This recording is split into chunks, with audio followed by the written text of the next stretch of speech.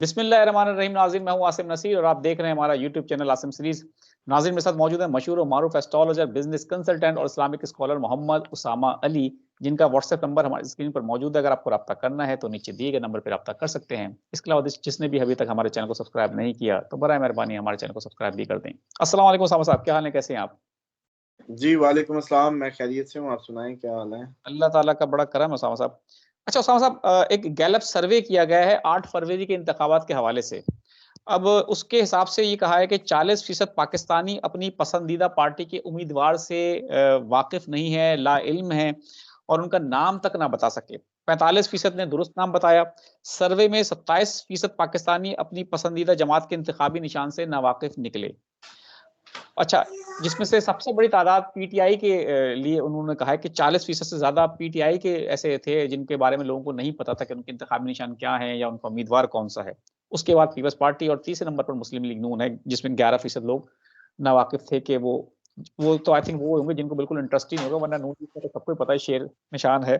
खैर, अच्छा उन्होंने बताया कि 73% अवाम जो है इस दफ़ा उन्होंने इंटरेस्ट शो किया है कि वो इलेक्शन में वोट कास्ट करेंगे। ये एक सर्वे है। सर्वे में आपको पता है कि ये लिमिटेड लोगों को लेके किया जाता है। 73% का मतलब क्या है आपको पता है? बिल्कुल, बिल्कुल, बिल्कुल। वही मैंने आपसे कहा ना। अब सब 73% का तो मेरा सवाल ये है कि बेशक ये पूरे पाकिस्तान से नहीं, एक खास ग्रुप से किया जाता है सर्वे, एक सेलेक्टेड लोग होते हैं, लेकिन बहुत बड़ी तादाद में लोगों ने इस दफ़ा वोट डालने का कहा है कि वो डालेंगे वोट और उन्होंने उस बात की पसंदीदगी का इज़हार किया है कि हम डालना चाहते हैं इस दफ़ा वोट। क्या समझते हैं आप, 8 फरवरी के इंतखाबात हो रहे हैं, एक तो हमें सवाल ये बताइएगा कि कितना टर्नआउट रहने का इस दफ़ा अंदाज़ा है? लोग ये भी कह रहे हैं कि 50% से अगर ऊपर टर्नआउट गया तो पाकिस्तान तहरीक इंसाफ बहुत बड़ी तादाद में उसके आज़ाद उम्मीदवार जो इस वक्त इंतखाबी मैदान में मौजूद हैं वो सीटें ले जाएंगे। टर्नआउट कितना रहेगा? और आगे जो है पीटीआई को अब उनके पास बहुत कम वक्त रह गया है। अभी तक बहुत सारे लोग लाइल्म हैं उनके इंतखाबी निशान से, उम्मीदवार से। तो इसका इंतखाबी नताइज पे क्या आप असर पड़ता देख रहे हैं? बिस्मिल्लाहिर्रहमानिर्रहीम, अल्लाहुम्मा सल्ले अला मुहम्मद व अला आले मुहम्मद। अस्सलाम वालेकुम तमाम नाज़रीन को पूरी दुनिया में जहाँ भी देख रहे हैं, सुन रहे हैं। आसिम साहब, एक तो जो क्लियर है ना, वो मुझे 70 का 73 का तो नहीं पता, मुझे सीधा-सीधा पता है कि 37% यूथ और 30% ख़वातीन है। ये बना 67%। 11 करोड़ 70 लाख का फिगर अगले दिन कोई वो थी इसकी कंसल्टेंट इलेक्शन कमीशन की, उन्होंने मुझे बताया। उससे ये फिगर से सीधी-सीधी बात है कि ये 67% जो है ना, ये आप बेहतर समझ सकते हैं किधर जा रहा है। ना यूथ, ना वो औरत, बस। बाकी आपने जो भी करना कराना है वो ऊपर वाले परसेंटेज से ले लें। अब अगर यही 67% बन गई, 50 प्लस हो गई, तो कहानी तो कंट्रोल में नहीं आनी। ये सारा खेला जा रहा है, जैसे ये सीख रहे हैं। मतलब जैसे वो कहते थे ना, मतलब ये तो कौम भी वैसे तो मैं समझता हूँ अजीब कौम है इसके, क्योंकि बदलते हालात हैं, इनके पास फोरकास्टिंग का कोई सिस्टम नहीं है। वजीर आजम आगे कहता है भाई हम तो अभी नए थे, हम सीख रहे थे। फिर वो पिछला कहता है कि हम ज्यादा पुराने खिलाड़ी हैं, वो भी आके जो है ऐसी हरकतें ही करते हैं जैसे मतलब नए नए आए हों। ना पुराने चलते हैं ना वो चलते हैं। और भाई बदलते हुए हालात और ग्राउंड रियलिटीज भी तो देखनी होती हैं। आप जितने मर्जी पुराने खिलाड़ी हैं, सेम एज इट इज देखना चाहते हैं कि पूरी यकीन की हद तक देखें। एक इसका इसका यूं फील करें, आपको मैं आसिम साहब आज कह दूं ना कि जी मैंने बड़ा ही पक्का हिसाब लगा लिया, कल आपकी मौत है। कैसी तो बातें ये कर रहे हैं? वाहिद चीज है कि आप वाहिद चीज है कि आप इसको कहेंगे कि सामा साहब रहने दें, आपकी मेहरबानी। मैं कहूंगा यार आसिम मेहरबानी करो, कल पक्की है, तैयारी कर लो। आपने कहते नहीं, जब तक मैं अपनी आंखों से देख नहीं लेता ना इजराइल आके, जब तक हेलो नहीं बोलेगा मैं नहीं मान रहा। यही सिचुएशन इस टाइम पाकिस्तान की है। सब पता चल रहा है, कहानी सारी हर तरफ से पता चल रही है, हाथ से जा रही है, हाथ से निकल गई है। ये अब वो कौम नहीं रही इसमें। इसकी तादाद ही अब इतनी थी, उसकी 26 करोड़ तो मतलब 24 करोड़ 26 करोड़ लगाए। अभी ये 11 करोड़ 70 लाख रजिस्टर्ड है। अभी तो ये पूरे का पूरा बल्कि मैं अगले दिन वो अपनी बेगम का वो देखा है हल्का, ओ भाई है टाउनशिप का एरिया था जब वो एड्रेस जो जहाँ का था, और वोट निकला जाके गड़ी शाहू में। अभी तो इस तरह की मैनेजमेंट हुई होगी, वोट इलाके तोड़ने की, हल्के तोड़ने की, अभी तो वो भी है। उसके बावजूद भी लोगों का अब इस तरीके से मैनेज नहीं होंगे।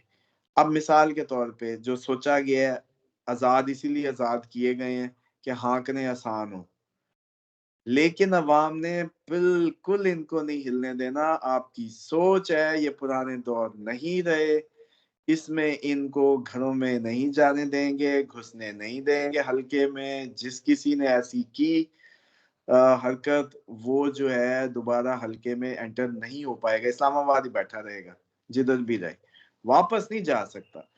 आप लोगों को ये बात समझनी चाहिए, सारी कौम को, कि हम तब्दीली के उस एज पे आ चुके हैं। ये वही 1938-39 का टाइम है, ये वही गूंजे हैं, ये वही आवाजें हैं, ये वही तहरीक आजादी है, वही आजादी आजादी मुंह पे है।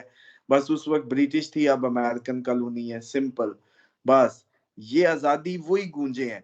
ठीक 80-85 साल पीछे 1857 बनता है, अगर 40 को निकाले 80 और फिर लाए ना 55, तो 55 1857 की जंगे आजादी 2 साल 55 ने दिए होंगे ना। मतलब बिल्कुल। मिसाल के तौर पे आज से आप हम काउंट करते हैं, अगर 85 माइनस करें यूरेनस के, तो वो जाके बनते हैं आपके कोई इसमें जो है वो यही 38-39।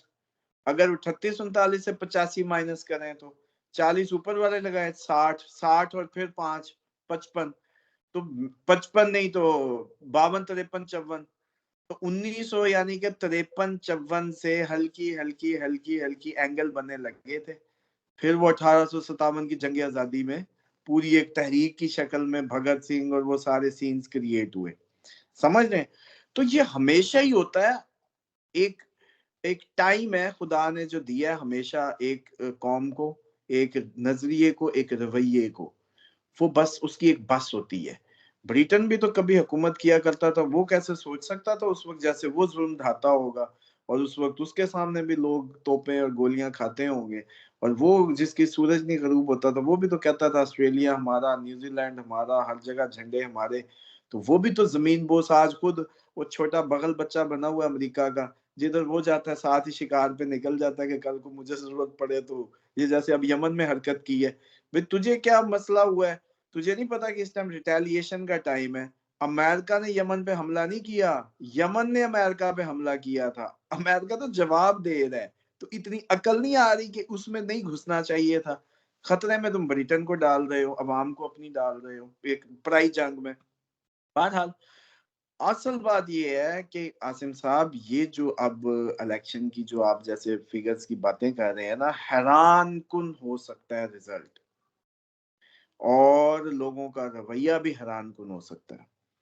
और इससे पहले ये जो रवैया वोट को लेके या किसी भी चीज को लेके वो नहीं इख्तियार किया गया।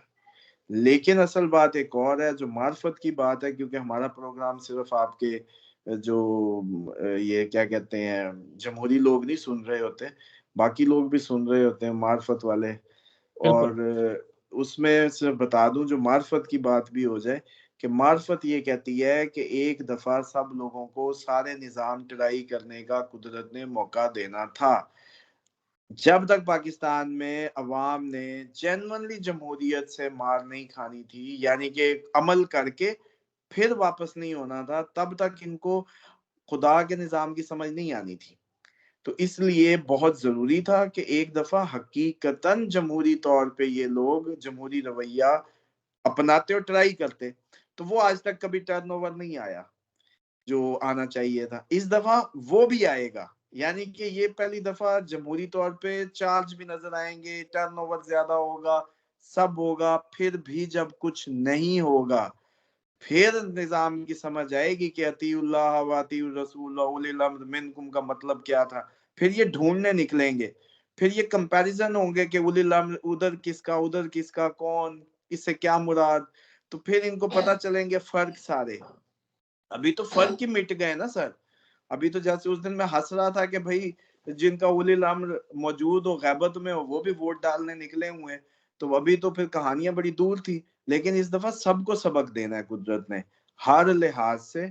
फिर जाके आप देखेंगे कि आप लोगों के ज़हन ढूंढेंगे सोल्यूशन कि यार अब तो ये भी कर लिया, अब तो ये गिला भी खत्म कर लिया, अब तो इस दफा तो सबने वोट डाला, पहले जो नहीं डालता था उसने भी डाला, अब तो यार इस दफा तो सारे घर ही चल गया था गाड़ी में, पहले तो एक बच्चा उठता था, कोई अब्बा उठ के जा रहा है, बाकी मुंह पड़े होते थे, इस दफा तो सब हुआ। लेकिन उसके बावजूद क्या मिला ये सोचेंगे। जो कहते थे हमें इतनी दे उतनी दे, सारी कहानियां। और ये तो चलो पाकिस्तान है, अमेरिकन की हालत आपको पता है इस वक्त, इकोनॉमिक नोट वो छापी खड़े हैं दबा दबा के, जंगों में वो उलझता जा रहा है। बाइडन उसको, मैं कहता हूँ अमेरिका को जब उतरेगा तो जाते जाते इतनी जंगें छेड़ जाएगा कि ट्रंप जो हम जिसको पागल समझते थे, जो शक्ल से लगता था कि रेसलर है, पता नहीं क्या करेगा आगे, ओ यार इसने तो उसकी कसमें निकाल दी, उसके तोते उड़ जाएंगे कि उसने तो आके अफगानिस्तान से फौजें निकाली, ईरान से जापानी वजीर आजम भेजा, पूरी कोशिशें की, हर खिते में रशिया से अच्छे मामलात किए, ये तो भाई इसने उड़ा के रख दिया आबे काबा। तो ये सिर्फ पाकिस्तान जमहूरियत का मसला नहीं है, अमेरिकन डेमोक्रेसी भी फेल होगी, आप सारी डेमोक्रेसी जमीन बोस होती देखेंगे। प्लस ये जो हमारा हमसाया मुल्क है, असल जो अब फोरकास्ट है वो ले लें, एक बुजुर्ग हस्ती ने तो फोन करके 30 मई का बताया मुझे, उनकी मुताबिक कि जी उनको नजर आया कि जैसे 30 मई को अटैक होगा। मैंने कहा यार बात ये, वो चाह रहे थे कि 24-25 नहीं समझ आ रहा कि 24 होगा कि 25 होगा 2000। तो मैंने कहा भाई मुझे तो लग रहा है मोदी ने ये एडवेंचर करना ही होता है, तो ये वो पहले करेगा, मतलब ये हमारा ये अभी यही टाइम है, फेब में कर दे, मार्च में, अप्रैल में, इन 3 महीनों में ज्यादा चांसेस हैं। प्लस ये है कि भाई उसका रवैया भी, जो उसकी स्ट्रेट टून है, वो इसराइल वाली लेगा इस दफा इंडिया भी आपको, क्योंकि उसको जोम हो गया कि उन्होंने जमहूरियत की मेराज छू ली, उन्होंने इकोनॉमिक जैसे कुव्वत बन गए, तो अब तो वो खुदा के डायरेक्ट मतलब कोई वो हो गए ना नुमाइंदे, ये ज़ेन बनेगा। तो अब वो इस जोम में जब जाएंगे, समझ रहे हैं, तो फिर गिरेंगे, फिर समझ आएगी कि ये जमहूरियत नहीं था, सिर्फ एक ही अल्लाह ने आगोश बनाई है, और उसका नाम सिर्फ और सिर्फ मोहम्मद मुस्तफ़ा सल्लल्लाहु अलैहि वसल्लम की ज़ात मुबारक है इस कायनात के लिए, और उसके बाद उनके जो वसी हैं या नुमाइंदे हैं उनके बाद, बस वो उन्हीं का हक है, वही आगोश है, उसी में सलामती मिलनी है इस दुनिया कायनात को, उसके बगैर जितनी मर्जी भाग दौड़ कर लें। बाकी ये है कि नेक्स्ट अपकमिंग टाइम में इस जरूरत को आप समझ लें, जिस दिन आपको लगे कि अब हमारी इंडिया की टसल वाली प्रेडिक्शंस ठीक हो रही हैं, या आपको ये लगे कि हम पे इधर कश्मीर साइड से या कहीं से मामला गर्म हो गए हैं, उस दिन के लिए आपके लिए होमवर्क ये है आसिम साहब के, इंडियंस को लेके, चीजों को लेके ऑन बोर्ड करके, इस दो नेशंस को टूटने से, जो गोरे इसको अलहदा से अजीब चाक करके चले गए, बल्कि खतरे में डाल के उधर वाला मुसलमान हमारा जो है, जो उनके साथ है, तो सब एक ही है, एक ही बात करके एक हारमनी पैदा करने की कोशिश करनी है, जो खिते की ज्यादा जरूरी बात है मैं समझता हूँ। वरना बिल्कुल गोरा एंजॉय करेगा फिर दोबारा, और कटे मरेंगे आप हम, वो बटन दबाने को भी तैयार होंगे, उनका क्या जाना है, मतलब सिंपल सी बात है, और इतनी बड़ी आबादी का सर चला जाएगा और वो आराम से दूर पड़े बैठ के हाथ सेकेंगे।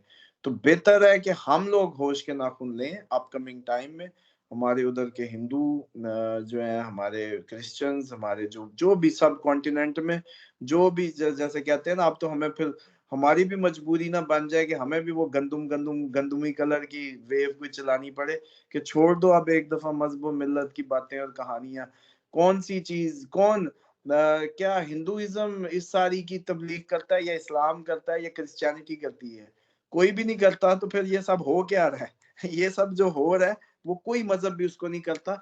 तो इसलिए बात फिर, क्योंकि अमूमन लोग कहते हैं कि जी फ्लो, आपका फ्लो जो होता है हम उसको एंजॉय करते हैं, तो लेट इट बी के चलें, ठीक है।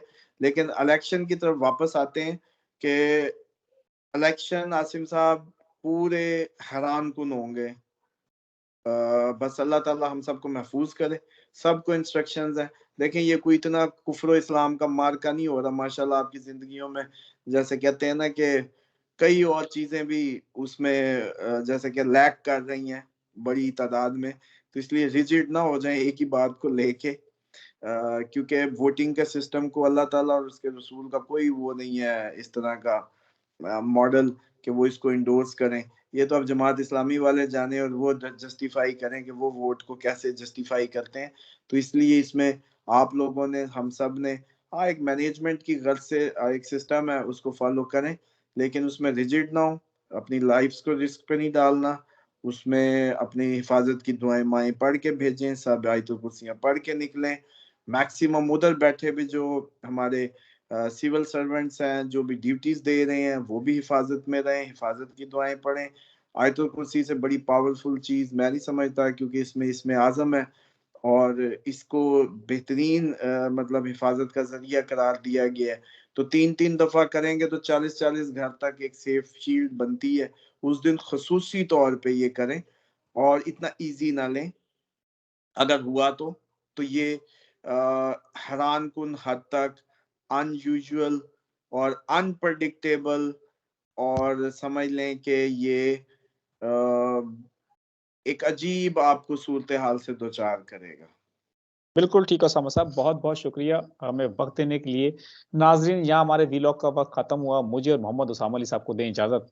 आखिर में हमारा वही पैगाम है, मुस्कुराएं, प्यार बांटें और अपने आसपास के लोगों का ख्याल रखें। खुदा हाफिज।